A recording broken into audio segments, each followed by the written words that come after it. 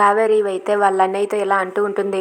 అన్నయ్య ఎలాగోలా నన్ను ఇక్కడి నుండి అర్జెంటుగా చిన్ని దగ్గరకు తీసుకెళ్ళి అన్నయ్య, ప్లీజ్ అన్నయ్య అని చెప్పి అంటుంది. దాంతో సత్యం అయితే ఎలా అమ్మా, ఇప్పుడు ఎలా తీసుకువెళ్తాను చెప్పు, అక్కడ చిన్ని రాజమండ్రిలో ఉంది, మనం ఇక్కడ ఉన్నా, ఇప్పుడు నువ్వు ఎలా వెళ్ళగలవు చెప్పమ్మా అని చెప్పి అంటూ ఉంటాడు. ఆ మాటకి కావేరి అయితే లేదన్నయ్య, నేను అర్జెంటుగా చిన్నిని కలవాలన్నయ్య, ప్లీజ్ అన్నయ్య అని చెప్పి అంటుంది. దాంతో అక్కడ ఉన్న సత్యం వాళ్ళైతే కావేరిని తీసుకువెళ్ళడానికి అరేంజ్ చేస్తారు.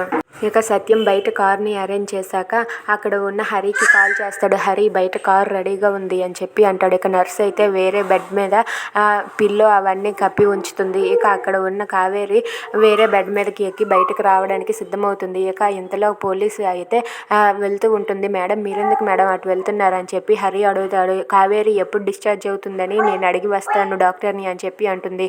ఇక డాక్టర్ని కలిసి కావేరిని ఎప్పుడు డిశ్చార్జ్ చేస్తారని చెప్పి అడుగుతుంది.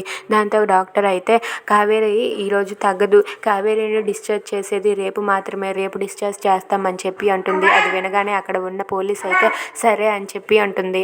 ఇక హరి అయితే అక్కడ నిలబడి ఉంటాడు. ఇంతలో నర్స్ అయితే కావేరికి ముసుగు వేసి అలా పేషెంట్ని తీసుకువచ్చినట్టుగా తీసుకువస్తుంది.